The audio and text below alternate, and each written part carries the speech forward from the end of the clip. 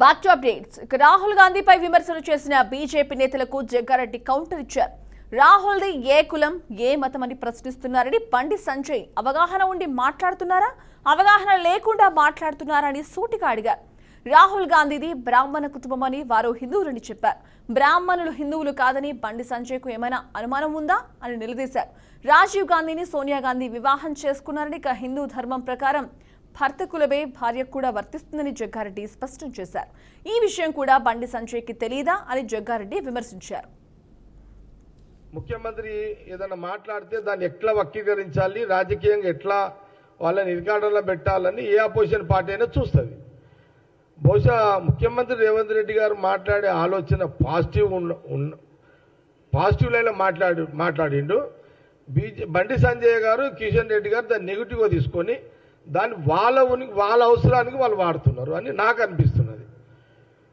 కాబట్టి నేను ఇంత వివరాన్ని ఎందుకు ఇచ్చినా అంటే, వాస్తవానికి కూడా ఆయన స్పెసిఫిక్గా కోడ్ చేసిండు బండి సంజయ్ గారు. రాహుల్ గాంధీ గారిది ఏ కులము అని వారు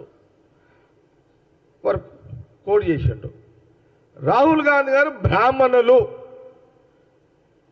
బ్రాహ్మణులు అని, బ్రాహ్మణులు అంటే మన హిందువులే కదా. మీకేమైనా డౌట్ ఉందా? అట్లేమన్నా లేదు కదా. బ్రాహ్మణులు అంటే హిందువులు. ఈయన రాహుల్ గాంధీ గారు బ్రాహ్మణులు.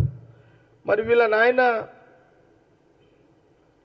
రాజీవ్ గాంధీ గారు అంటే వాళ్ళ కుటుంబం అంతా బ్రాహ్మణులే కదా. ఇంకా బ్రాహ్మణులు హిందువులు అనేది నేను వారికి చాలా స్పష్టంగా చేసిన. కాబట్టి ఇంకో మాట ఏం చెప్తున్నారంటే, రాహుల్ గాంధీ గారు వారి కుటుంబము ఎప్పుడు కూడా వాళ్ళు క్యాస్ట్ని క్లెయిమ్ చేయలేదు. వాళ్ళు చేయరు. వాళ్ళ క్యాస్ట్ని ఎప్పుడు క్లెయిమ్ చేయలేదు. వాళ్ళకు అవసరం కూడా లేదు. వాళ్లకు దేశ